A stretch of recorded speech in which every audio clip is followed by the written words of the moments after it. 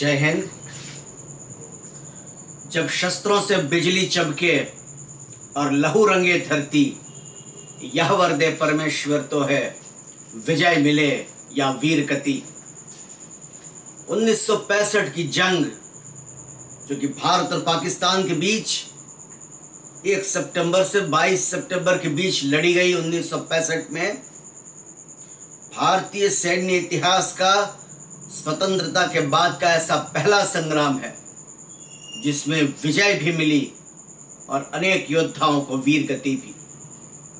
शस्त्रों से बिजली भी चमकी,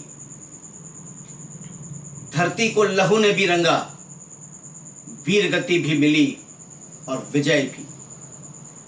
पाकिस्तान में इस युद्ध को 6 सितंबर से शुरू हुआ गिना जाता है और 6 सितंबर को पाकिस्तान दिफा दिवस, the defence of Pakistan day करके इसको मनाया जाता है।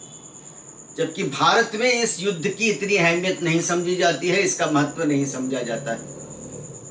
और जब 50 साल पूर्ण हुए तो उसका विजय दिवस मनाया गया, लेकिन ज़्यादातर मिलिट्री हिस्टोरियंस सही तरीके से ये समझते हैं कि ये कोई निर्णायक जंग नहीं था, ये एक अनिर्णायक लड़ाई थी। इसका नतीजा क्या था, ये टू द बेस्ट इसको डिबेटेबल कह सकते हैं। 1965 की 22 सितंबर को आखिरी गोलियां दागी गई और 23 तारीख को शस्त्र विराम हुआ। शस्त्र विराम के बाद ताशकंद समझौते के लिए दोनों मुल्क रशिया में मिले, उस वक्त के यूएसएसआर में, और इस जंग को उसके लॉजिकल कंक्लूजन तक पहुंचाया गया। सवाल यह है कि अगर हिंदुस्तान में इसको ज्यादा अहमियत नहीं दी जाती है तो मैं आपके साथ क्यों रूबरू हूं इस बात को लेकर के। 1965 की यह जंग हिंदुस्तान के दृष्टिकोण से आज फिर से समझना, टू रिविजिट दैट बैटल, निहायत ही जरूरी हो गया है। कारण है कि आज 2020 दो न्यूक्लियर पावर्स, हिंदुस्तान के पूर्व और पश्चिम में चीन और पाकिस्तान, हिंदुस्तान के ऊपर धावा बोलने की तैयारी कर रहे हो, ऐसा माहौल है। वॉर एट 2 फ्रंट्स, 2 बड़े मोर्चों के ऊपर की जंग, जिसके लिए हमें मानसिक रूप से तैयार होना पड़े, ऐसा आज का माहौल है। इसलिए आज फिर से 1965 की वो जंग और 1965 के 23 सितंबर के दिन का महत्व और उस जंग के मायने हमें फिर से विजिट करने की जरूरत है। मैं 1965 के उस युद्ध के 3 बड़े आयामों पर बात करना चाहूंगा। The War of 1965 was largely a war of delusions and illusions। सबसे पहला वो भ्रमणाओं का युद्ध था।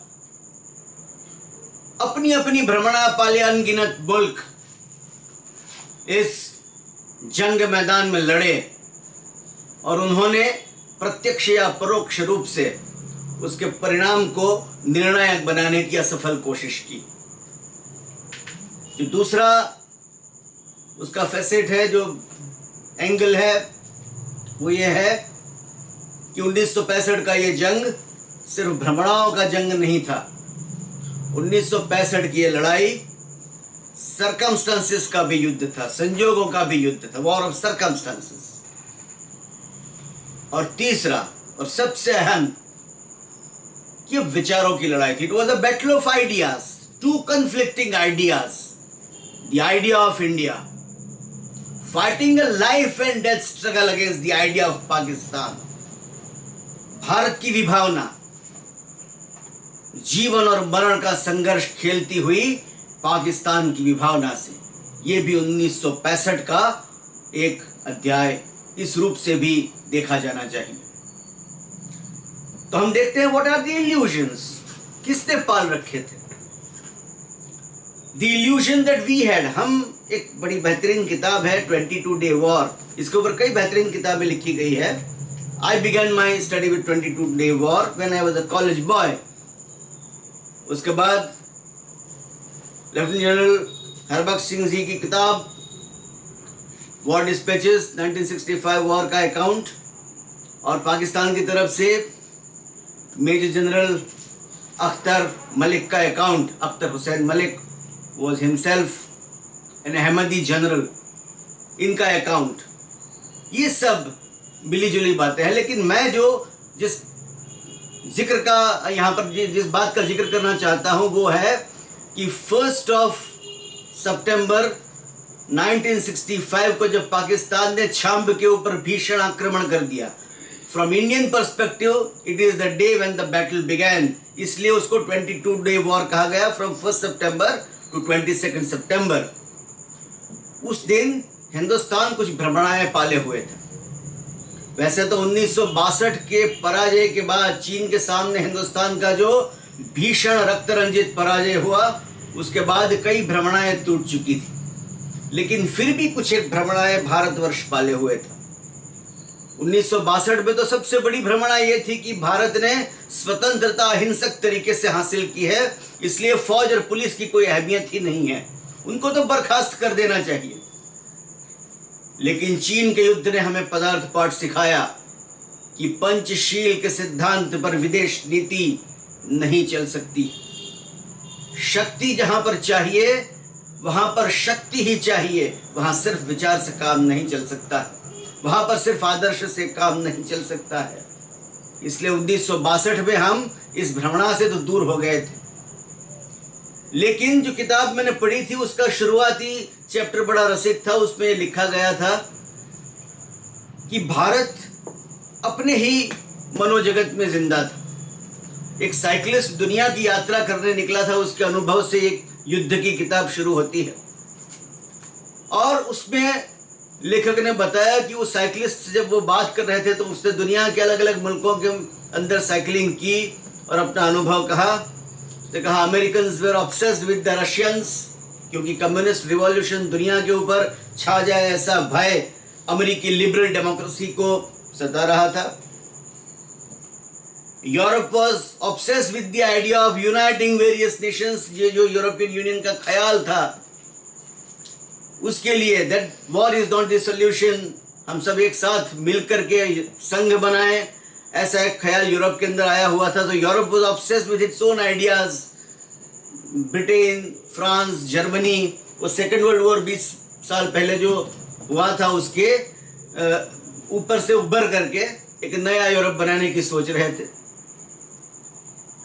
दी Chinese were obsessed with spreading their tentacles all around, चारों तरफ की भूमि पर, चाहे वो वियतनाम की हो, चाहे भारत की हो, चाहे दरियाई सीमाएं फिलीपींस की हो या जापान की हो, वहाँ पर अपने विस्तार को बढ़ाने के लिए वो लगे हुए थे। They were obsessed with that. The Russians were obsessed with international revolution, कि जो सोवियत क्रांति उन्होंने की थी उसको विश्व भर में एक्सपोर्ट करने की ऑब्सेशन में वो लगे हुए थे। And they were also obsessed with number 1 America, number 2 space. Space के साथ अमेरिका का ऑब्सेशन तो बाद में आया, लेकिन पाकिस्तान में जब वो साइकिलिस्ट दाखिल हुआ तो उसने लिखा कि Pakistan was obsessed with India. Pakistan का पूरा फोकस वो भारत के ऊपर था, क्योंकि वो राष्ट्र नहीं था, वो प्रति राष्ट्र था। और भारत में जब वो साइकिलिस्ट आया तो उसने लिखा कि here is a land which is obsessed with itself, वो अपनी ही आत्मरति में मग्न है। हालांकि गेहूं अमेरिका से आए तब खाए जाते थे, और अमेरिका आए दिन उसकी शिपमेंट बंद करने की बात करता था। शास्त्री जी ने तो एक दिन का उपवास रखने की भी बात कह दी थी। लेकिन कुछ एक पैमाने पर, कुछ एक लेवल पर इंडियन आर्मी का रिकन्फिगरेशन शुरू हो चुका था। 1962 के नवंबर में जो भीषण पराजय का सामना करना पड़ा, 1963 शुरू होते होते Indian army had begun it's revival process. और 1963 से 1965 के अगस्त तक उसका रिवाइवल चलता रहा। 1962 के दिसंबर में जब वो जंग अभी खत्म ही हुई थी, तब पाकिस्तान को लगा कि हिंदुस्तान को फतह करने का या कश्मीर को हजम कर देने का उसके पास एक बहुत बड़ा विकल्प और एक बहुत बड़ा चांस आकर के खड़ा हो गया है, क्योंकि भारत की फंडामेंटल वीकनेस, उसकी मिलिट्री वीकनेस एक्सपोज हो चुकी थी। पाकिस्तान ने 1962 के दिसंबर से ही कश्मीर के ऊपर दबाव बनाना शुरू कर दिया। 1963 में बहुत बड़े पैमाने पर एक इंटरनल डिस्टर्बेंस का आयोजन किया गया।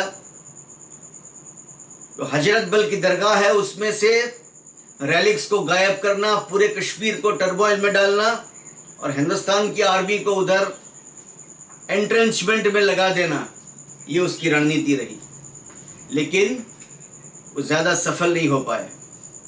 उसके बाद ऑपरेशन जिब्राल्टर आया। They were obsessed with the idea of destroying India.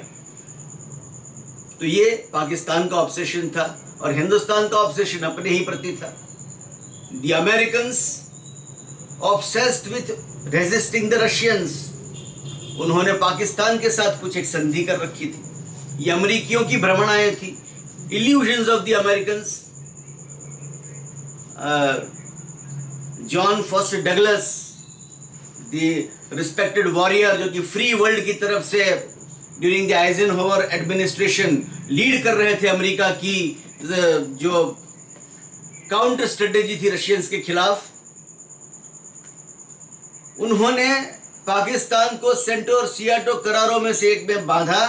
वैसे तो दोनों करार उसके साथ हुए, लेकिन mister Douglas was responsible largely for the south east Asian peace treaty with Pakistan and military treaty with Pakistan, जो कि नासा का ही है, करेक्शन, जो कि नेटो का ही एक अपने तरीके का एक्सटेंशन था। और कई लोगों ने कहा कि भाई पाकिस्तान जो है वो तो साउथ ईस्ट एशियन कंट्री ही नहीं है। आपकी प्रॉब्लम्स वियतनाम में है, कोरिया में है, चाइना में है। तो साउथ चाइना जो है, वियतनाम जो है, कोरिया जो है, उससे पाकिस्तान का कोई लेना देना नहीं है। आपने जो मिलिट्री अलायंस पाकिस्तान के साथ किया है anti communist, it is irrelevant, it's not a south east Asian country. कुछ एक अमेरिकी उसको गलती से मिडिल ईस्टर्न कंट्री मान रहे थे। पाकिस्तान खुद भी डिल्यूजनली अपने आप को मिडिल ईस्टर्न कंट्री समझता है आज भी। तो मिस्टर डगलस ने जवाब दिया, तो बड़ा रमूजी किस्म का कॉमिक आंसर था।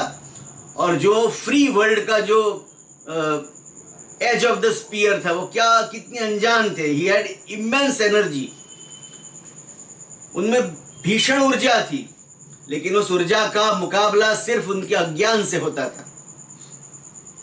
It was his ignorance which was in only competition with his immense energy. उन्होंने अपने टीकाकारों को जवाब दिया कि no no no, we need the Gurkhas. I have been told by the British. मुझे ब्रिटिश ने बताया है कि अगर साउथ ईस्ट एशिया में जंग लड़नी है और अमेरिका को सफल होना है तो गोरखाओं की सहायता चाहिए। इसलिए मैंने पाकिस्तान को सेंटो और सियाटो ट्रीटी में दाखिल किया है। लोगों ने कहा बड़ा ये it's a very famous incidence. तो जानकारों ने कहा कि भैया ऐसा है कि ये जो आप बता रहे हो, दिस इज नॉट डन, ये तो गोरखास पाकिस्तान में नहीं होते हैं।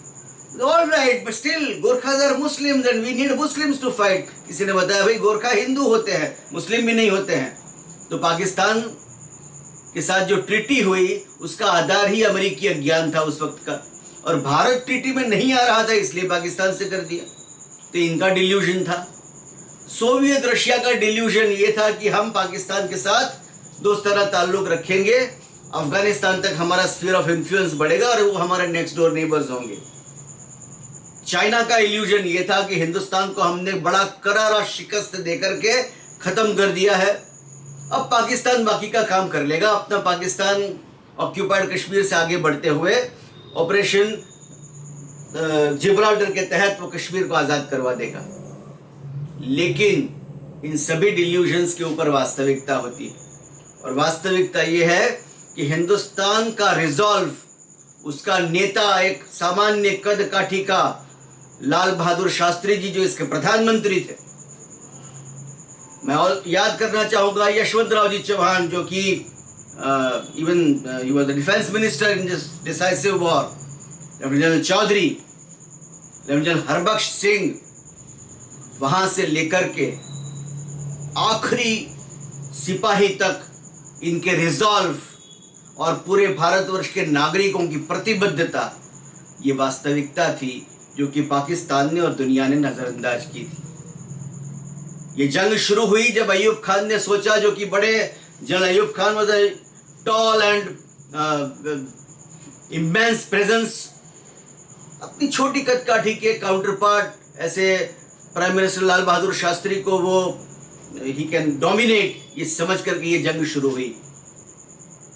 शुरू तो हुई है अयूब खान और शास्त्री जी के बीच की जंग बन करके, लेकिन उसके बाद वो जंग बन गई lieutenant general Akhtar, correction major general Akhtar Malik और company quartermaster sergeant Abdul Hamid के बीच की।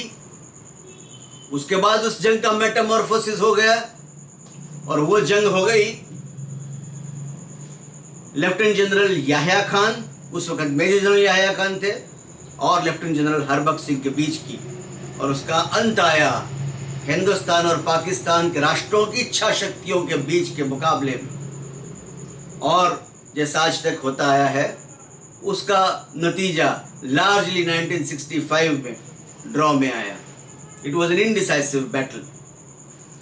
ये जो जंग लड़ी गई, क्यों ये इन लोगों के नाम मैंने गिनाए, क्योंकि जो बैटल ऑफ इल्यूशंस था उसके बाद ये परिस्थितियों का भी युद्ध था। और परिस्थितियां क्या थी? 1965 में भारत मित्र विहीन राष्ट्र था, न अमेरिका मित्र था, न रशिया मित्र था, चीन खुला दुश्मन था। पूरा इस्लामिक ब्लॉक जो ओआईसी की जो बॉडी है उसने पाकिस्तान का खुला समर्थन करके रखा हुआ था। और नेहरू जी ने बड़े प्यार से, बड़े सम्मान से, बड़े एक दूसरे के आत्मगौरव का ख्याल रखते हुए नॉन अलाइंड मूवमेंट की थी। 1962 में चाइना के सामने वॉर में हमें नॉन अलाइंड मूवमेंट में कितने लोगों ने साथ दिया या हमारा पक्ष भी सुना, इसका आंकड़ा है 0। The same figure persists in Indo Pak war of 1965। हमारे साथ 0 मुल्क थे।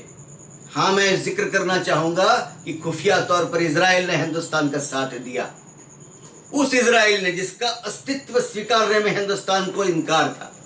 लेकिन हिंदुस्तान का इतना दोष भी नहीं निकालना चाहिए, क्योंकि दुनिया में जब हजारों साल तक यहूदी मारे जा रहे थे, सिर्फ भारतवर्ष ऐसा मुल्क था जिसने किसी भी यहूदी को यहूदी होने के कारण प्रताड़ित नहीं किया। और ये मैं नहीं कह रहा हूं, respected गोल्डा mayor, the prime minister of Israel, जब भारत आई थी तो उन्होंने ये बात बताई है।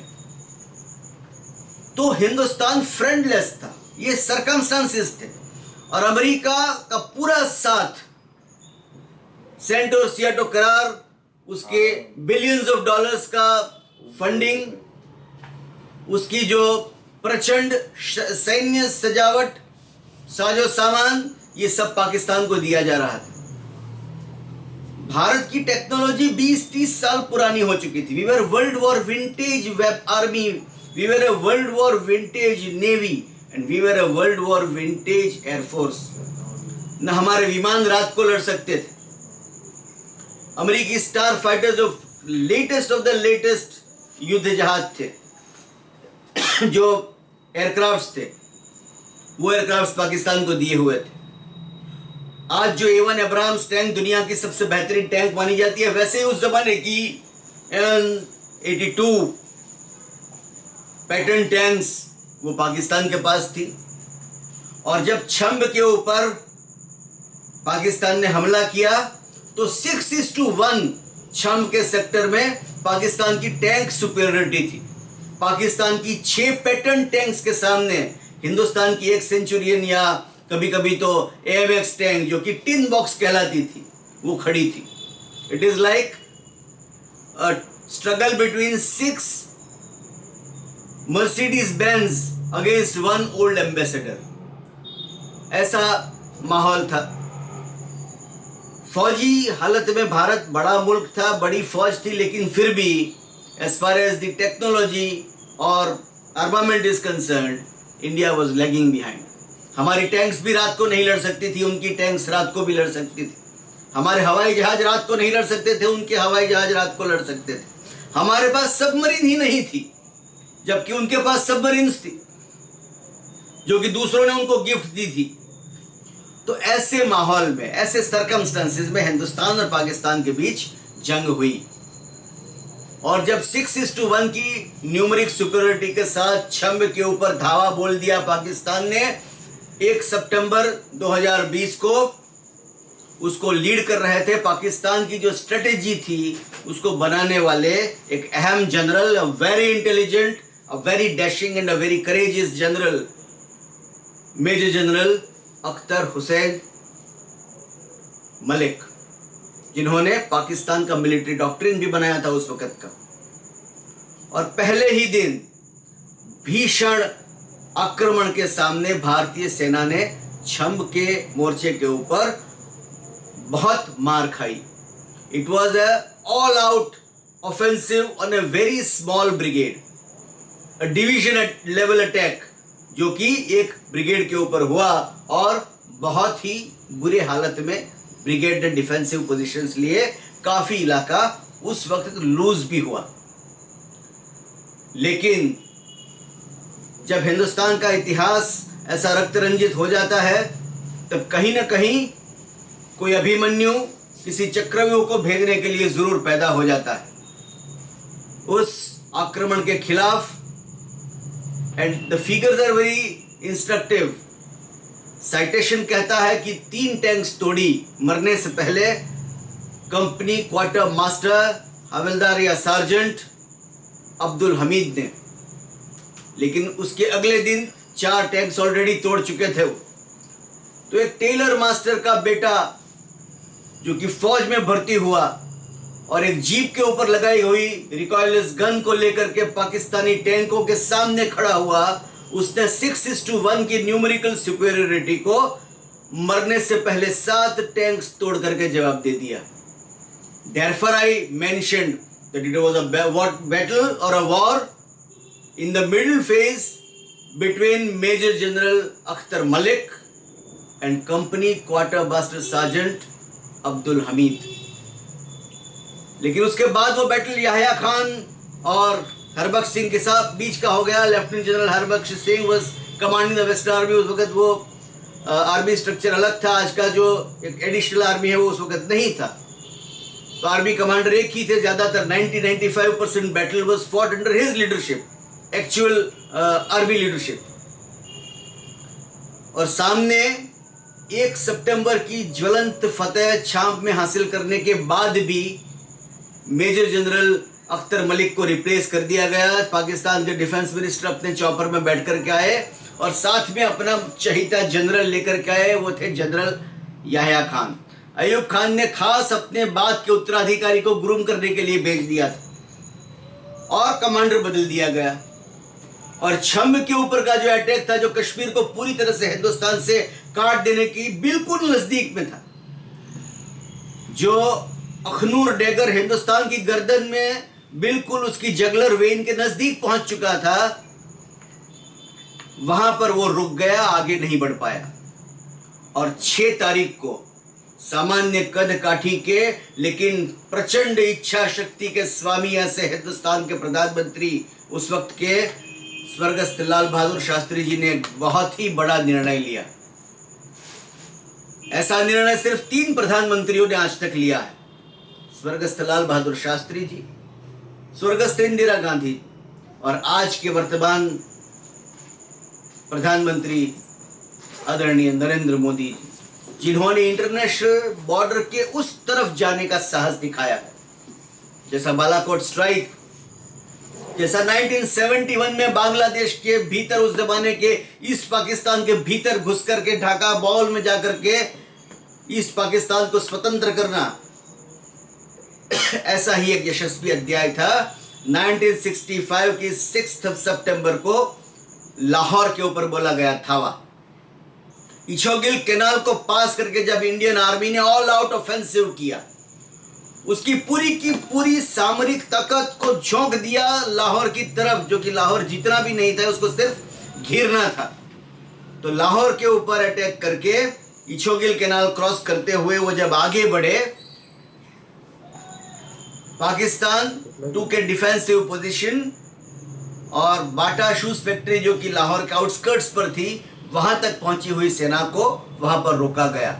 लेकिन छम के ऊपर से पूरा प्रेशर हट गया, कश्मीर के ऊपर से पूरा प्रेशर हट गया।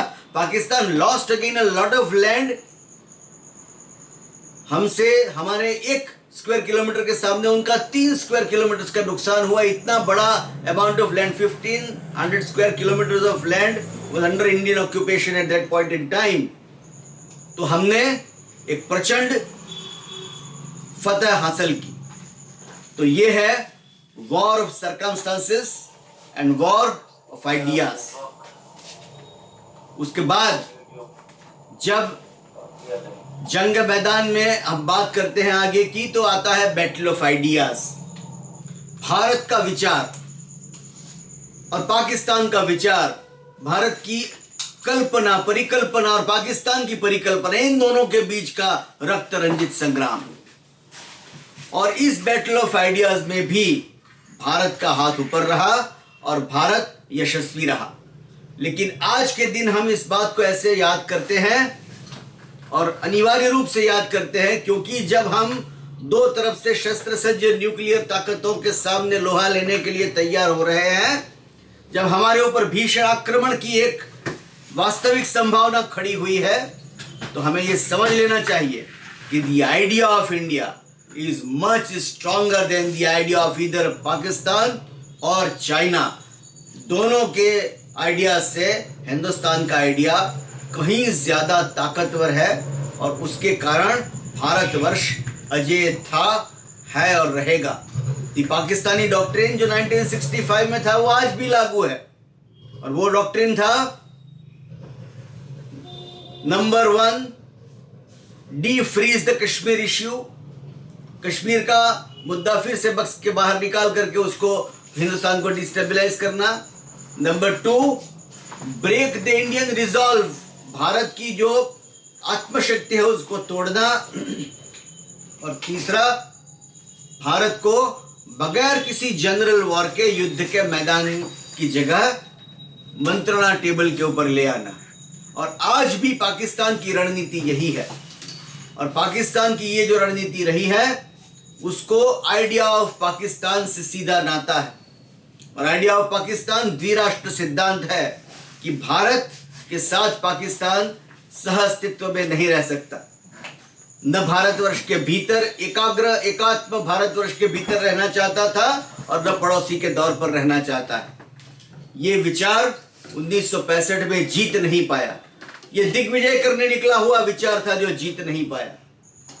जीता सिर्फ यह विचार, यह अस्तित्व में बना रहा यह विचार कि भारत अलग अलग धर्म, संप्रदाय, जाति, भाषा, प्रदेश के लोगों का एक डेमोक्रेटिक रिपब्लिक है और रहेगा। भारत के सामने जो भी चुनौती आएगी, 1965 का ये युद्ध और आज की ये तारीख हमें याद दिलाती है और हमें प्रेरणा देती है कि कितनी भी आपदाएं आए, हमारे पास कैसे कैसे शस्त्र हो या न हो, न्यूमेरिकल सुपीरियरिटी हमारी हो या न हो, हमारा राष्ट्र और हमारे योद्धा अपनी पूरी ताकत से लड़ते हैं और अजेय रहते हैं। मैं मेरी वाणी को विराम देते हुए इस दिन को याद करके, इस दिन के भारतीय शहीदों को प्रणाम करते हुए यही ईश्वर से प्रार्थना करता हूं जो मैंने बिल्कुल शुरुआत में की थी कि अगर शस्त्रों से बिजली चमके और लहू रंगे धरती, यह वर दे परमेश्वर भारत को विजय मिले। या वीर गति, भारत कभी हारेगा नहीं। भारतीय योद्धा वीर गति प्राप्त कर सकता है लेकिन भारत कभी हारेगा नहीं। भारत हमेशा जीतता रहा है और जीतेगा और हर पराजय के गर्भ से खड़ा होकर के विजेता बनता रहेगा। इसी शुभकामना के साथ मैं मेरी बात को समाप्त करता हूं। धन्यवाद। जय हिंद।